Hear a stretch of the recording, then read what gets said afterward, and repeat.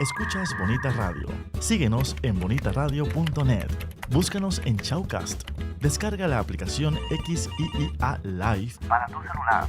Programa tu propia radio con podcast a través de iTunes e iVoox. En línea con tu mundo. Las expresiones vertidas en el siguiente programa no representan necesariamente la opinión de Bonita Radio. Las opiniones son exclusivas de sus autores. Bienvenidos a Puerto Crítico, un puerto seguro para la crítica, desde el amor y la alegría, desde el compromiso y la solidaridad. Un espacio de análisis y debate donde la ciudad y el pensamiento crítico son protagonistas.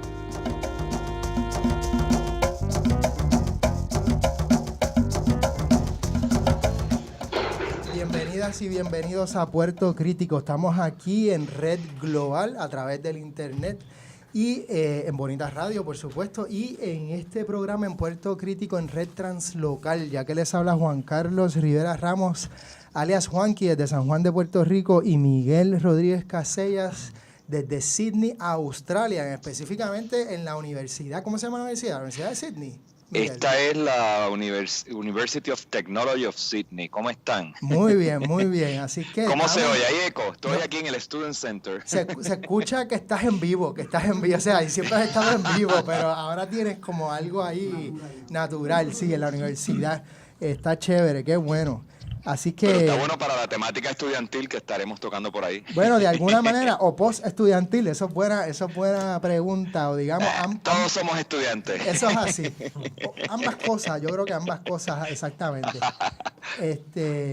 Entonces, yo quisiera, para eso, un poco hablar sobre la manera en que hemos titulado el programa de hoy, y lo hemos titulado de esta forma: Movimientos y políticas emergentes en tiempos de emergencia. Y para eso tenemos con nosotros a dos personas que han estado precisamente reflexionando a la misma vez que han estado practicando movimientos emergentes, por llamarle así, maneras otras de hacer política y de crear realidades solidarias desde hace varios años para acá, teniendo como precedente, digamos, o como escuela, una escuela transformadora también, su papel, no quiero decir protagónico, pero su papel importante en la huelga del 2010 y 2011. Y con nosotros tenemos a Giovanni Roberto y a Abner Denis. Bienvenidos ambos por estar aquí con nosotros. Gracias. Saludos. Giovanni y Abner, ustedes están en estos momentos desarrollando, o ya llevan tiempo desarrollando, lo que han llamado de alguna forma un movimiento emergente o una práctica política que han llamado comedores sociales.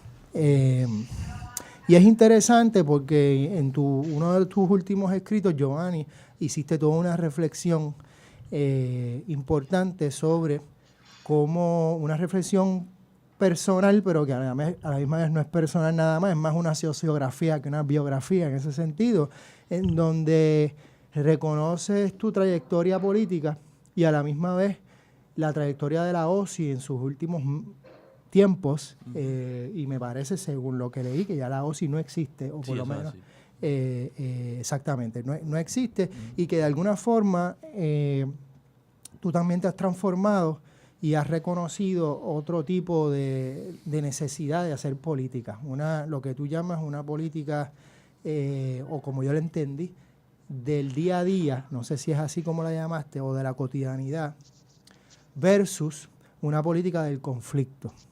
Después yo te quiero hacer una pregunta en el sentido de que no estoy tan seguro si una es contraria a la otra necesariamente, pero quisiera tal vez que explicaras un poco ambos de qué se trata este proyecto, por qué lo llamas una nueva política, o por lo menos un nuevo movimiento social emergente, y también cómo lo ves conversando con la realidad que estamos viviendo hoy, en términos de los movimientos que se han formado, es muy específicamente en contra de la Junta. Y nos habías mencionado, como parte de la participación de este programa, que te había llamado la atención la discusión entre Carlos Pavón y Argeo Quiñones en el programa que tuvimos hace varios meses, bueno, hace como un mes y una semana aproximadamente. ¿Cómo ustedes ubican lo que están haciendo en esas reflexiones? Yo sé que es la primera, te tiré ahí. Una pregunta de 6 partes. Es la cosa. Con eso podemos hacer, olvídate, 3 programas. Sí. Bueno, empiezo un poco por el asunto de los comedores, ¿no? Sí. Los comedores sociales fueron, como tú dices, una respuesta un poco personal a una búsqueda política también, de concretizar más en la tierra, ¿no? Y más con la gente, experiencias de transformación, ¿verdad? Yo, digamos que vengo de una izquierda marxista, todavía me considero marxista y creo que hay mucho que aprender del marxismo y de toda la teoría que tiene que ver con el marxismo, pero en lo concreto en Puerto Rico identifiqué que hacía falta un proyecto que de alguna manera transmitiera realidad y que esa realidad pues tenía unos componentes, ¿no? Tenía que buscar la felicidad de nosotros los que estábamos haciendo política, que creo que es un tema que a veces no abordamos cuando hablamos de hacer política, ¿no? El tema de la felicidad y de llenarnos y ser mejores personas haciendo lo que hacemos. La de la solidaridad, obviamente, ¿no? Como un concepto que va en ambas direcciones, que no es la caridad del darle a los demás, sino es la solidaridad y la empatía que se produce cuando se genera una relación de apoyo mutuo y esfuerzo propio, ¿no? Que es un poco el término que nos gusta usar. Y lo tercero, que esa realidad, ejerciéndose como una práctica, pues tiene un impacto transformador, que lo fuimos descubriendo en la medida en que hacíamos el ejercicio, ¿no? Digamos que el ejercicio vino primero que la reflexión, y el ejercicio vino primero como un ejercicio personal, luego colectivo, del corillo con el que me organizaba en Calley, y luego de alguna manera descubrimos lo político que era ese proyecto mientras lo hacíamos, ¿no? Que cuando nos poníamos a poner mesas de comida, pues la gente se acercaba y hablaba de su hambre, ¿no? Y que hablar de su hambre pues llevaba a hablar de política, a hablar de la superestructura, a hablar de Monsanto, a hablar de la comida, a hablar de la salud y de cómo la salud está implicada en las corporaciones y de cómo todo lo que estas corporaciones hacen con el agua, con la comida, con el ambiente, pues genera las enfermedades. Y entonces descubrimos que esa política del día a día, ¿no? Que es más una terminología que aquí el compañero ha ido acuñando en sus escritos, pues tenía un potencial político de radicalizar la conversación social alrededor nuestro, ¿no? Ese ejercicio de producir los comedores, pues eventualmente, como yo lo explico, es que ayuda y contribuye decisivamente a desaparecer la estructura de la OSI, porque nos encontramos favoreciendo montar una estructura de carácter permanente, como fue la intención siempre, ¿no? De montar una organización, pero en este caso una estructura que se basara en desarrollar proyectos concretos, porque pues, la apuesta nuestra en esta etapa de crisis es que esos proyectos van a contribuir de alguna manera mayor a radicalizar la discusión política, ¿verdad? Y en esa es un poco la búsqueda final por donde va este comedor y la apuesta de la estructura que hemos montado a partir de ahí. Entonces, Arnel, ¿tú quisieras incluir algo? Bueno, primeramente quisiera hacerle un poco la salvedad de que no pertenezco como tal al proyecto Comedores Sociales. Sí colaboro mucho con Giovanni y Roberto porque venimos coincidiendo políticamente desde allá para el 2009-2010 en lo que fue el Comité de Acción de Humanidades, que fue uno de los comités que organizó en la Facultad de Humanidades y que construimos la huelga, ¿no? Sí. En mi caso, al igual que Giovanni, pues mi formación viene en parte del movimiento estudiantil de la Universidad de Puerto Rico, el recinto de Río Piedra, y también de esa izquierda socialista. En mi caso yo milité en lo que fue la Juventud 23 de septiembre del Movimiento del Socialismo, una organización que ya desapareció porque se convirtió en el Partido del Pueblo Trabajador, en el PPT. Entonces, pues Giovanni y yo hemos estado un poco colaborando y trabajando, discutiendo esta serie de temas que venimos coincidiendo. En mi caso, porque luego de participar en lo que fue la militancia, el activismo de la universidad, que a mi entender pues se dirige más a lo que es la protesta, lo que son los piquetes, las marchas, la huelga, es como se conoce, ¿no? a la universidad. Una vez yo empiezo a salir de la universidad, me desplazo más hacia el trabajo comunitario, el trabajo en barriadas, residenciales públicos, y me doy cuenta que ahí encuentro una serie de iniciativas que la gente se está organizando para resolver sus problemas cotidianos. Entiéndase, por ejemplo, la organización de la recreación de los deportes, la organización de la cultura, la organización de los jóvenes. Y en ese sentido, así como yo encontraba poder estudiantil en la universidad, girando un poco alrededor de esos conflictos que se generaban cuando la administración tomaba una decisión en contra de la comunidad, asimismo yo me fijo que en estas comunidades hay un poder que se está construyendo, pero que no necesariamente gira alrededor de un conflicto, no necesariamente gira alrededor de una protesta. Y entonces, pues, por eso un poco empecé a utilizar esta terminología de política del conflicto y política de la vida cotidiana, en el sentido de que me identifico con una política del conflicto, esa tradición más de izquierda, más de movimiento estudiantil, que usualmente se piensa alrededor de la protesta, versus lo que es una política de la vida cotidiana, cuando tienes organizaciones, por ejemplo, en este caso comunitarias, que todos los días están trabajando por su comunidad, asumiendo autogestionadamente la solución de los problemas que encuentran en su entorno más cercano, ¿no? Y entonces por de ahí es que vienen esos dos conceptos. Miguel. Sí, obviamente muy interesado en lo que están haciendo y que, o sea, que estas iniciativas existan y pues que estemos actuando.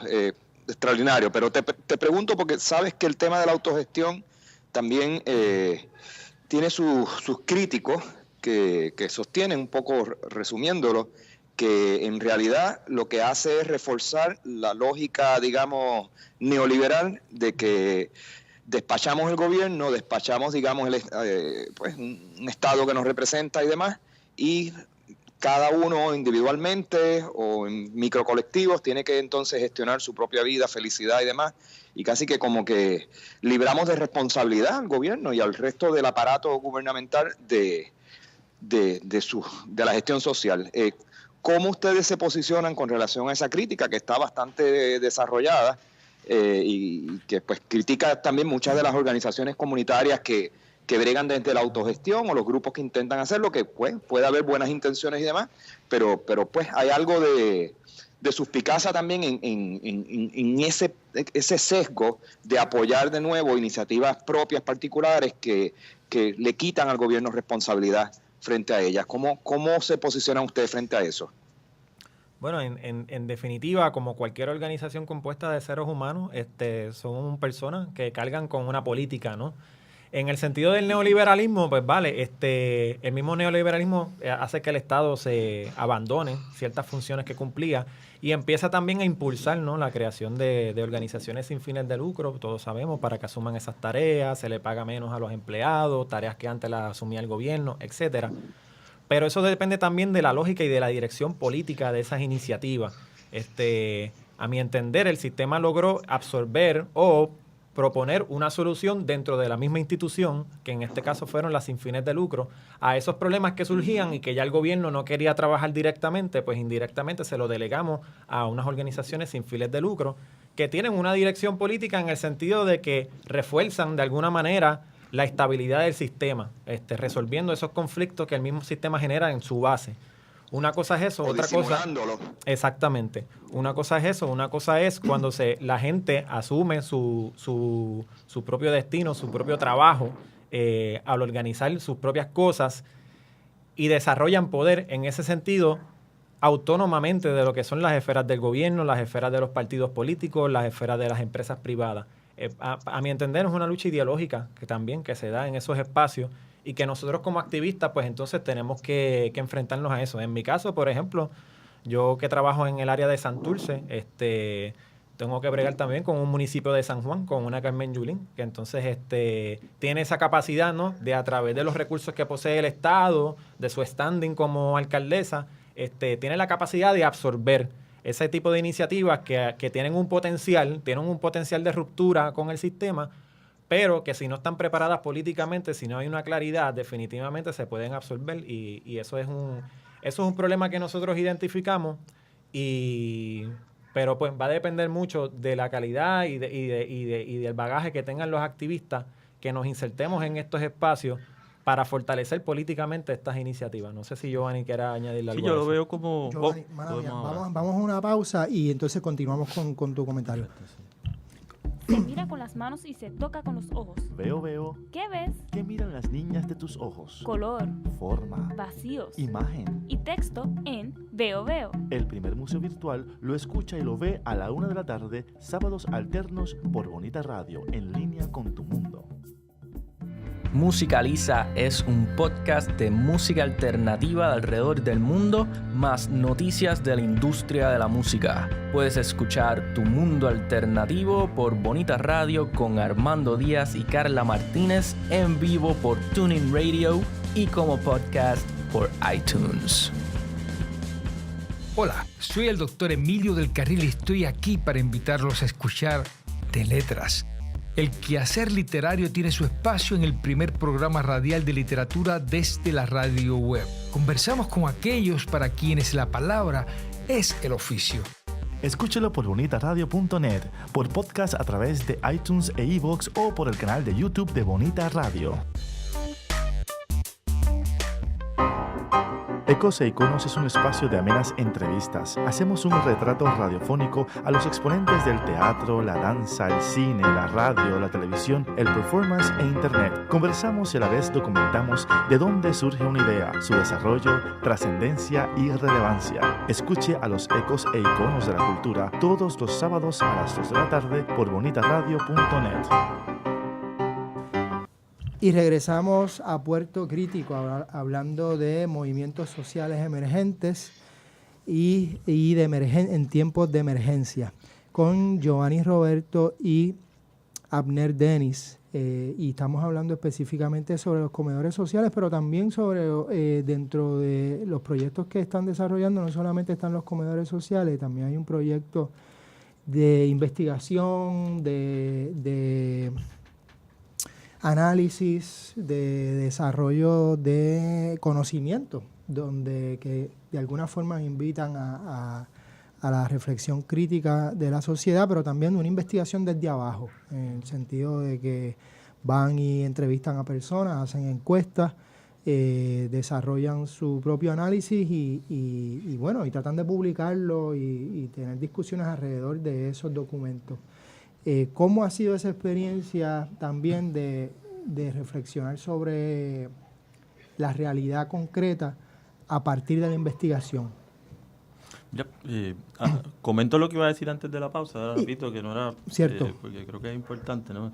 Yo veo también la autogestión como una estrategia para transmitir confianza y de alguna manera proveer una experiencia que ayuda a que la gente cambie la mentalidad, por decirlo así. Yo creo que parte de nuestra revolución puertorriqueña también, como todas las revoluciones imagino, hay un cambio de paradigma que las personas tienen que tarde o temprano tener para poder participar de ese proceso histórico. Y yo creo que en Puerto Rico cierto tipo de autogestión, yo creo que no se puede hablar solamente de autogestión en el vacío, y la pregunta de Miguel apunta a eso, ¿no? Claro. Que hay distintos tipos de formas e intenciones con la autogestión, pero cierto tipo de autogestión puede ser muy empoderante en una situación social donde necesitamos que la gente se sienta en mayor confianza de plantear cambios y de confiar en que esos cambios son posibles.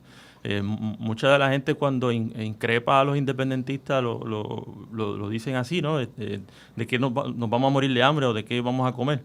Y en parte es porque nosotros no hemos podido evidenciarle a ese pueblo incrédulo, ¿no? Que esa independencia es posible en un sentido material, en un sentido real, ¿no? Y yo creo que ciertas autogestiones que podamos desarrollar en los próximos años pueden abonar a transmitir esa confianza, porque el relativo éxito de algunos proyectos pueden ir transmitiéndole a la gente de que es posible el cambio, de que va por ahí, ¿no? Y sobre todo a nosotros, los que estamos autogestionando. Yo creo que los que participamos de esos proyectos empezamos a transformarnos. Yo creo que también hay que hablar de cómo nosotros nos transformamos en el proceso como activistas. Y eso es un poco lo que ha sucedido con mi persona dentro de este giro político, por decirlo así, ¿no? En donde me siento más en confianza de que la revolución, por decirlo así, es posible, en mayor confianza de que el cambio es posible, porque estoy viendo cómo cambia mi entorno y cómo cambia la gente cuando empieza a tener ciertas experiencias, ¿no? Sobre lo otro que me preguntaba, uno de los giros importantes también para nosotros es preguntar cada vez más. Y desconfiar de aquello que creíamos que sabíamos, ¿no? Una de las encuestas que hicimos, que republiqué los resultados hace poco en la página de nosotros de internet, nosotros la hicimos con la intención de descubrir si la gente había consumido o no las ideas dominantes y en qué nivel, ¿no? A lo que nosotros le llamábamos en las discusiones internas el pantano, ¿no? Si la gente realmente consumía toda esa serie de excusas y de justificaciones que el gobierno y el Estado lanzan todos los días por la prensa sobre la crisis y cuál es ese nivel de convencimiento que la gente tiene con esas ideas. Y descubrimos que la gente en realidad sabe, ¿no? Que la gente entrevistada, que entrevistamos más de 350 personas en el 2015, en el periodo de llenar las planillas, y tú también te conocí ahí haciendo esa encuesta porque participaste del cuestionario, la gente está súper clara de que son las empresas las que controlan a los políticos, ¿verdad? Están súper claras de que hay unos empresarios que se benefician en la crisis y que se hacen más ricos durante la crisis. Donde la encuesta demuestra que no hay, digamos, mucha claridad es sobre cuál es el rol del gobierno en todo eso y cuál es el rol de los políticos. La mitad de los encuestados cree que con mejores políticos la cosa se puede arreglar. Y otra buena parte de los encuestados, que ahora no recuerdo el porciento, cree que una de las soluciones a la crisis es producir mayor inversión extranjera. Es decir, que las alternativas tradicionales que el mismo sistema plantea son todavía las alternativas que una mayoría de la población confía. Pero no es que la gente allá afuera no sepa que los ricos, ¿verdad?, son los que están detrás del gobierno o que hay un grado de corrupción bien alto. O sea, hay un grado en que el sistema está impugnado en las esferas populares, pero hay otro en donde nosotros tenemos que todavía trabajar. Y yo creo que en parte, cuando lo que identificamos es que las soluciones no están claras, la apuesta por la autogestión y por soluciones que tienen que ver con la gente construyendo esas soluciones desde abajo, pues toman mayor importancia a la luz también de los resultados que nos dan la encuesta, ¿no? Para nosotros eso es fundamental, que cuando nos acerquemos a la política en estos tiempos, tenemos que tener un análisis más riguroso de cómo piensa nuestra población, si queremos poder activar, ¿verdad?, y desactivar ese pensamiento dominante en otra dirección, porque yo confío en la sabiduría de la gente. Yo creo que la política que nosotros hemos estado haciendo todo el tiempo parte de que la gente no sabe y que la gente, por lo tanto, necesita información. Y de alguna manera, pues todo lo que organizamos es para educar a ese pueblo que es ignorante, ¿no? Pero ¿qué tal si partimos de lo contrario? Que la gente ya sabe ciertas cosas y nos dedicamos a descubrir qué es lo que sabe, y no solamente lo que sabe, sino cómo lo sabe. ¿Cuáles son las metáforas con las que la gente piensa y siente la crisis? Hoy estaba Batia en un programa de radio defendiendo la privatización de la Autoridad de Energía Eléctrica y usaba la metáfora de la compañía de electricidad como un solo dealer, ¿no? Y le planteaba a la gente que se imaginaran un Puerto Rico con un solo dealer de carro. Y hizo toda una analogía como de 5 minutos explicando cómo era imposible que en un país existiera un solo dealer de carro, en un país que está atiborrado de carros. Esa metáfora que usó Batia no la usó. Esa metáfora la pensaron sus asesores porque probablemente tienen mejores estudios de la realidad social que nosotros. ¿Cómo nosotros vamos a estudiar la realidad social para no solamente hablar del colonialismo y hablar sobre la liberación de Puerto Rico, sino empezar a palabrar de manera distinta la forma en que vamos a llegar ahí? Y eso no se hace pues con nuestras cabezas, ¿verdad?, nada más, se hace estudiando la realidad. Por ahí es que va un poco la intención del área de investigación del proyecto Desde Abajo. Miguel.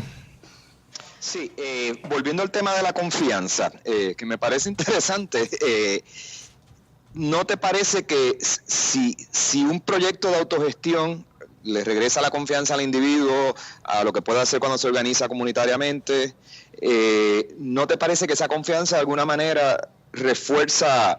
Pues mira, dentro del sistema actual las cosas se puede operar, se pueden lograr unos espacios de éxito, se pueden tener logros personales y colectivos y comunitarios. ¿No te parece que esa confianza de alguna manera pudiera reforzar el status quo o demostrar que sí se pueden crear estas especies de micro-utopías o excepciones al sistema exitosamente? O sea, ¿hay algo en el trabajo de ustedes o digamos en la teoría que lo apoya, que introduce la desconfianza en estructuras existentes, en el modus operandi del Estado y de los partidos y del inversionismo político? O sea, ¿cómo se maneja a la vez un espacio de confianza y a la misma vez se induce a la desconfianza por las estructuras o por o por las estrategias, digamos, que es business as usual, como las que mencionaste ahorita, la inversión extranjera, mejores políticos y ese tipo de cosas. ¿Cómo introducimos la desconfianza también en el proceso de esa conversación? Bueno, yo podría hablar un poquito sobre mi experiencia, entonces Giovanni que abunde. En mi experiencia, específicamente con residentes en Santurce, usualmente cuando la gente se organiza es porque identifican un problema que no está siendo atendido. En el caso mío, pues trabajamos una cancha totalmente abandonada, que el municipio de San Juan tenía abandonada, y los residentes de alguna manera querían rescatar ese espacio, que de hecho fue una invasión de terreno hacía más de 20 años y la misma comunidad construyó su cancha.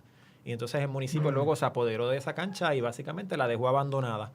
Estos residentes empezaron a rescatar su cancha y en ese proceso ahí es que yo me inserto y empiezo un poco a colaborar para darle un poco más de forma a ellos como colectivo de residentes. Y en ese proceso de empoderamiento que se empiezan a convocar una serie de actividades para la comunidad, pintadas de murales, limpieza, y que concluyen en una fiesta de Navidad que van 300 personas, el colectivo de residentes se siente empoderado. Y a todas estas empiezan a chocar con el municipio de San Juan todo el tiempo porque se dan cuenta que el municipio los está ignorando por completo. A pesar que se les enviaban fotografías, cartas, etcétera, etcétera, el municipio, ¿no? Y entonces empiezan a desarrollar esa crítica, más que una crítica en términos de idea, en una crítica a base de su experiencia. Mira, tratamos de organizarnos y sin embargo el municipio no nos está ayudando. No es hasta lo último entonces que el municipio, cuando ya ve que hay una organización que está creciendo, que entonces interviene y a colaborar, ¿no? Y entonces de ahí es que entra un poco las discusiones que tenemos como colectivo en este tipo de iniciativas, de cuáles son nuestros objetivos, de cómo nosotros podemos construir poder desde abajo, poder del pueblo, independientemente del Estado. Porque obviamente siempre vamos a tener que lidiar con el Estado, siempre están esas negociaciones, siempre están ese tirijala, pero va a depender mucho de esas vivencias que se crean en el proceso. Y son esas vivencias las que crean esa madurez política a la hora de enfrentarse y a la hora de elaborar unas críticas. De que, por ejemplo, mira, nosotros con tan poquitos recursos, mira todo lo que hemos hecho y sin embargo estas agencias de gobierno que tienen tantos recursos no hacen nada. Eso es una crítica que yo escucho muchísimo. No sé si Giovanni tenga que abundar algo ahí. Sí, que eso va a depender también mucho de cuál sea el discurso, ¿verdad? Y cuál sea la realidad que estemos creando con el proyecto, ¿no? En nuestro caso, nosotros cuestionamos, al no establecer un precio fijo de la comida, cuestionamos que todo tenga que tener un precio y que el valor principal con el cual la gente hace algún intercambio en nuestra realidad social, pues sea el de la oferta y la demanda, y sea la de que todo tiene un precio, el dinero es lo único que vale, porque al menos en nuestros comedores, pues la gente puede, además de donar dinero, pues pueden donar materiales de los que usamos y puede también trabajar, ¿no? Y de alguna manera, pues hablamos del valor del trabajo.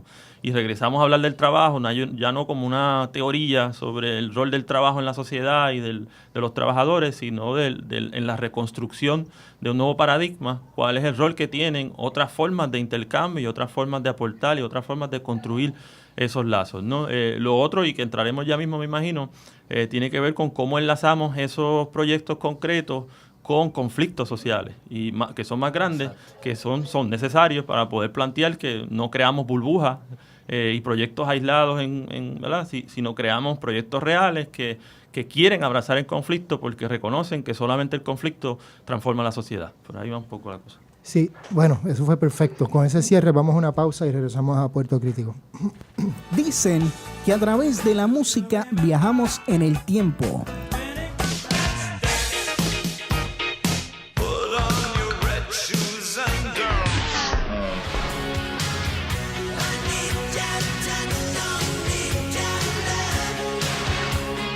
Los éxitos que nunca pasan de moda los escuchas en La Rocola.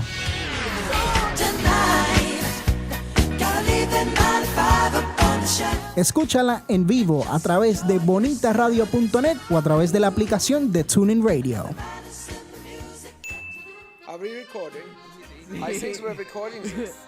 Hello, this is Dr. Rick Toffen. Y Emo White. Y JRC con nuestro técnico Romaneno. ¡Woo! Y puedes escuchar La Pizzería todos los viernes de 6 a 7 con nuestros personajes como... It's me, Mario. My name is Jeff. En What the Fun tenemos secciones de juegos, películas, series, cómics y secciones de vacilón. Todos los viernes de 6 a 7. Esto es solo el comienzo. Llegó tu programa deportivo. Espérate, para. Ya llevamos más de un año con esta promo. Sisto, vamos a cambiar esto. Aquí en El Añadido, si quieres ganar dinero, apuesta con nosotros, apuesta con nuestras predicciones. Sí. Si tengo que escoger un equipo, ¿verdad?, que le va a terminar la racha a los Warriors, mira, me voy con los Bucks de Milwaukee. Apúntalo, el 12 de diciembre. 108-95, the final. Milwaukee has beaten Golden State.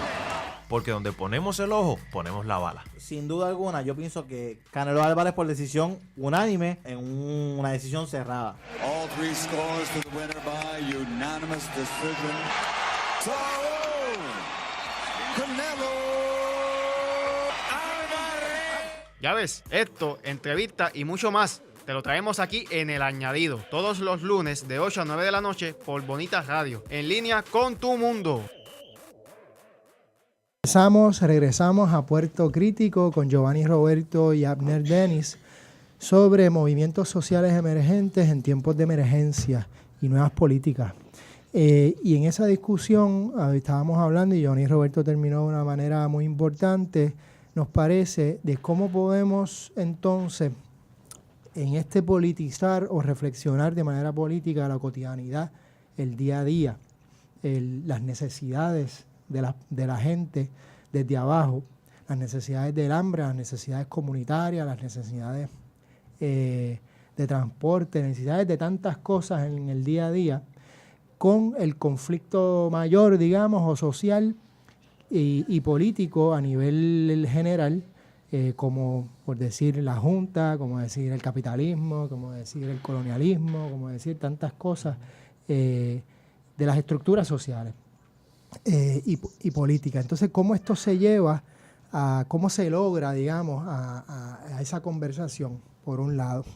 Pienso en lo que ustedes están hablando y en discusiones que se han dado en diferentes foros y en reflexiones históricas. Cuando uno piensa, por ejemplo, en los 70, en lo que fue el PSP, lo que fue la Liga Socialista, estos movimientos, algunos que se convirtieron en partidos políticos y llegaron a la dinámica electoral, eventualmente se disolvieron, pero mucho de lo que le llamaban los cuadros o líderes de esos movimientos fueron a las luchas comunitarias y crearon organizaciones sin fines de lucro. Estuvieron en algunas comunidades, todavía hoy uno encuentra cuadros de lo que fue el PSP en grandes proyectos, importantes proyectos comunitarios, o en la Liga Socialista, en proyectos comunitarios como Casa Pueblo, por dar un ejemplo. O sea que sí hay una tradición o, digamos, experiencia de eso, por un lado.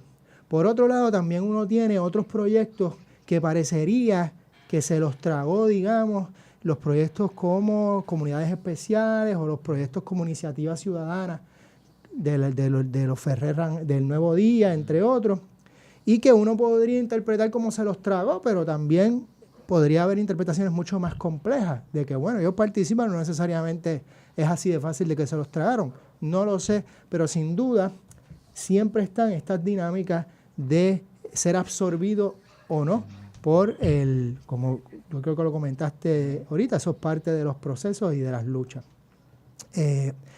Habías hablado de que vienen del marxismo. A veces uno piensa en estos proyectos más como anarquismo, que no necesariamente tiene que chocar, pero que obviamente hay unas disputas ahí muy, muy claras que sí tienen que ver con transformaciones del Estado, etcétera, versus pues crear otras.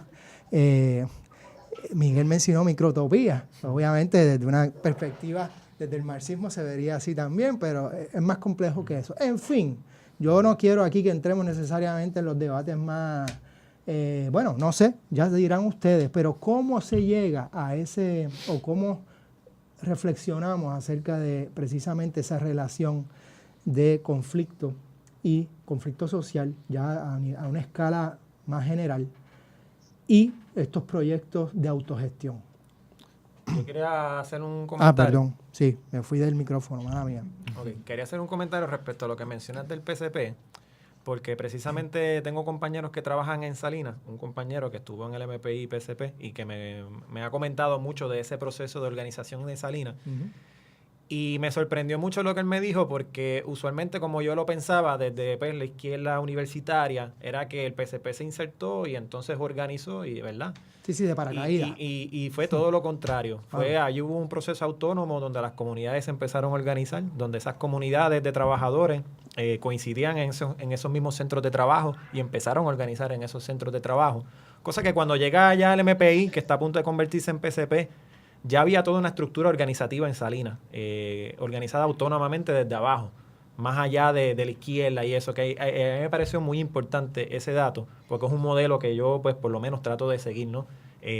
A mí me parece que estas iniciativas que surgen desde abajo, que tratan de solucionar problemas de la vida cotidiana, como las organizaciones comunitarias, como las fincas agroecológicas, tienen un potencial de desarrollo y de aliarse poco a poco, de ir creando una red, ¿no? de alianzas que poco a poco vayan aumentando ese poder de esos movimientos.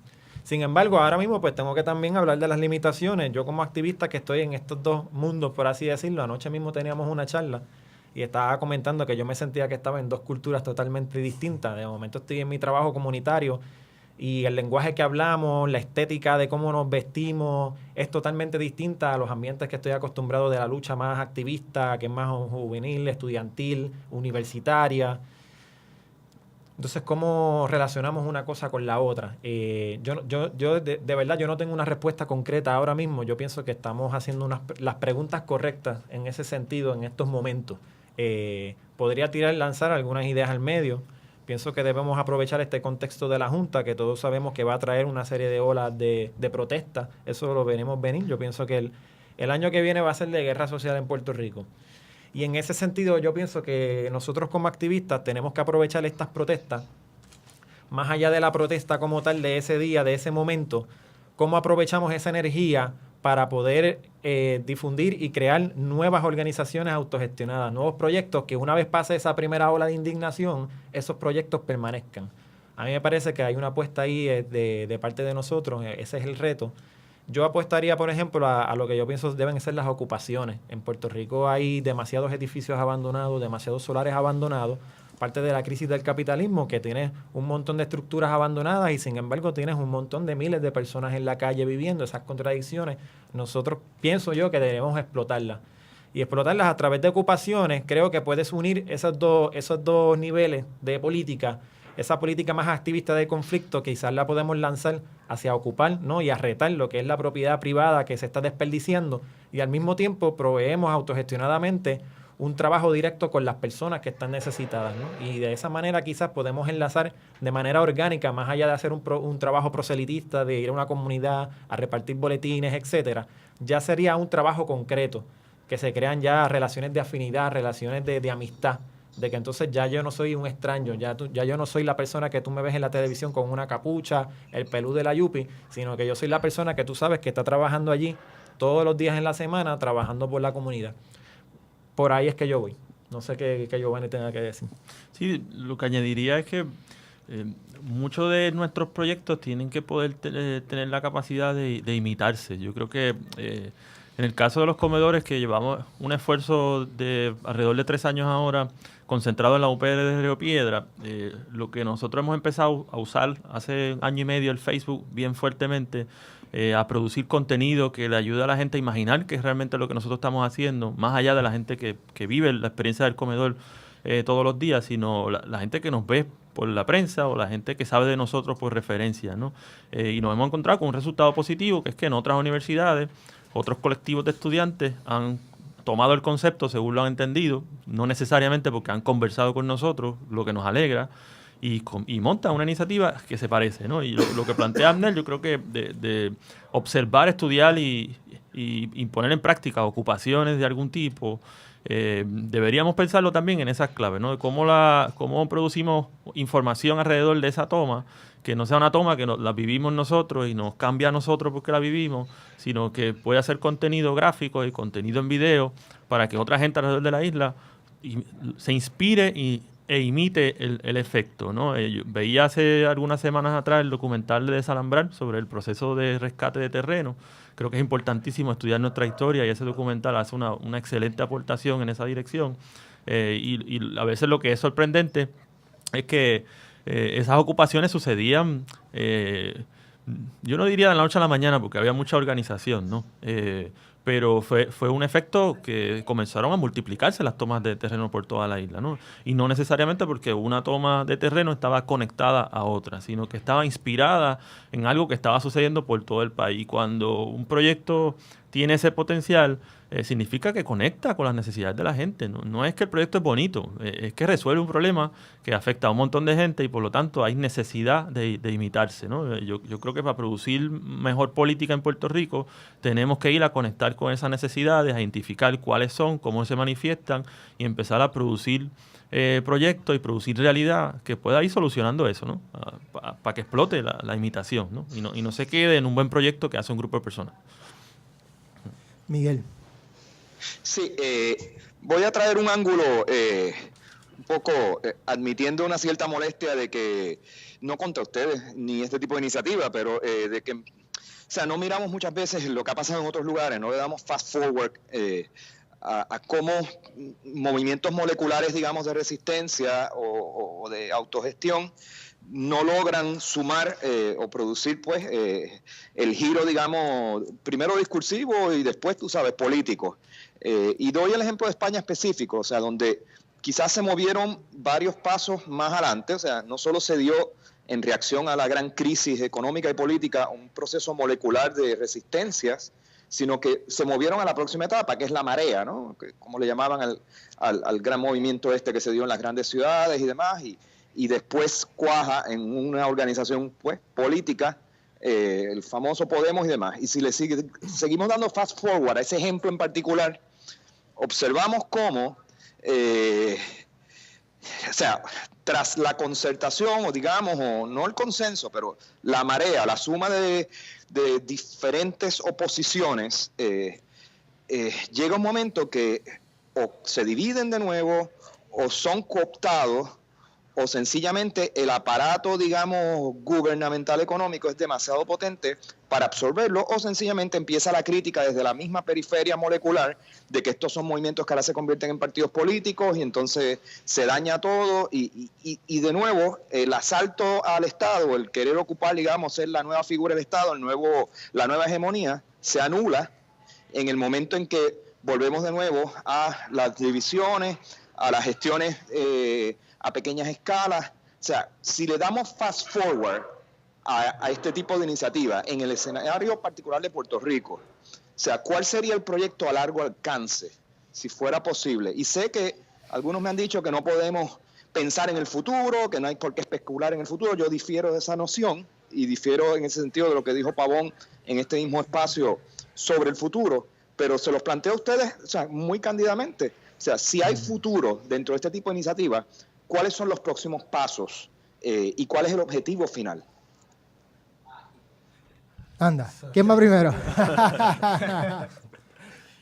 Pues mira, Podemos, España, ¿verdad? Hay diferencias y hay cosas que podemos aprender y muchas cosas.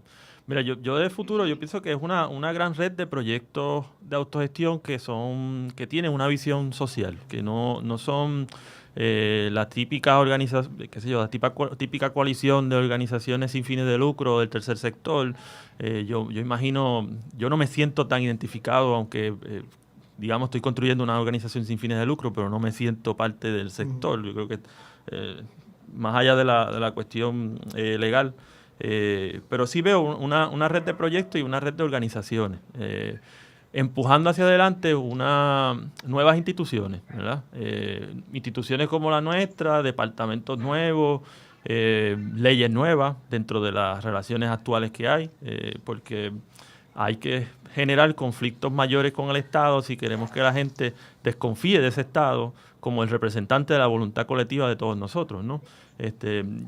Pero en los próximos años, los que estamos apostando por la autogestión, tenemos que aprender a hacer esta política de una manera más coherente, seguir estas reflexiones, porque creo que no tenemos la respuesta desde donde estamos parados hoy, no tenemos la respuesta sobre lo que va a pasar en los próximos 5 años. Creo que hay que tener los ojos bien abiertos y hacer análisis constantes, hacer mucho estudio de la realidad social para saber cómo ir modificando y transformando la política que hacemos hasta que pues produzcamos conflictos mayores, por decirlo así, que reduzca sustancialmente el poder de los de arriba y de alguna manera empiece a plantear nueva institucionalidad, porque no los vamos a tumbar si no tenemos nuevas instituciones, ¿no? Hay que levantar algo antes.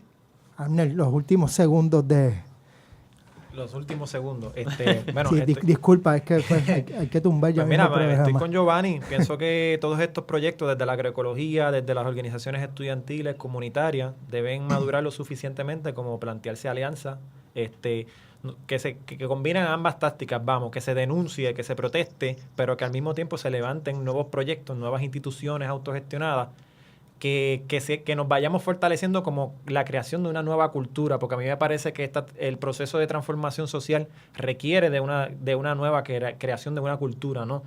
No es solamente derribar al Estado, no es solamente oponernos a la clase dominante, sino plantear una sustitución de una cultura nueva en su totalidad, de cómo los seres humanos nos relacionamos entre nosotros mismos. Definitivamente, por ahí vamos. Yo creo que dentro de esa cultura, y me pareció algo bien refrescante, sin caer en los New Ageismos ni la autoayuda que obviamente pues dentro del neoliberalismo ha sido terrible, pero es bien importante sí reconocer, y me parece que Giovanni, en tu escrito algo vas por ahí. No quiero usar la palabra espiritualidad para que no se malentienda, pero sí la cuestión importante de las emociones y de el reconocernos como cuerpos.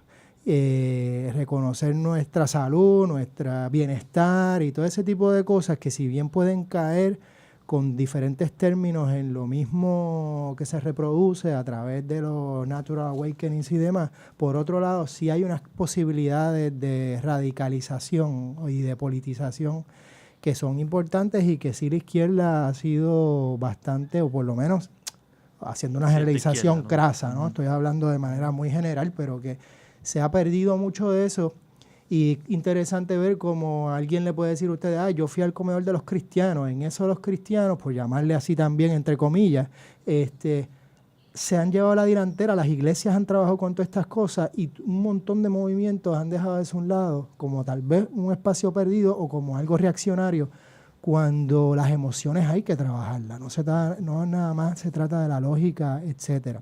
Con esto, obviamente, reconocemos la importancia de la transformación más allá, estatal, y como dice Miguel, de mirar más allá también a otros países, otras experiencias.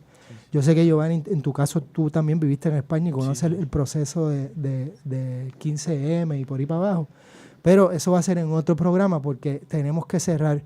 Muchísimas gracias, Miguel, un abrazo gigantesco allá. Abrazo a todos. Allá en Sydney, desde la universidad, eso está buenísimo. Abner, un abrazo, mucho gusto, gracias por estar con nosotros. Giovanni, gracias por estar con nosotros. Sixto Ortiz, como siempre, hace posible este programa.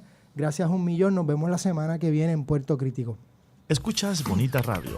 Síguenos en las redes sociales, facebook.com/Bonita Radio, y participa del Thrift Chat y Creatividad Boricua 101. En Twitter, Bonita-Radio. En línea con tu mundo.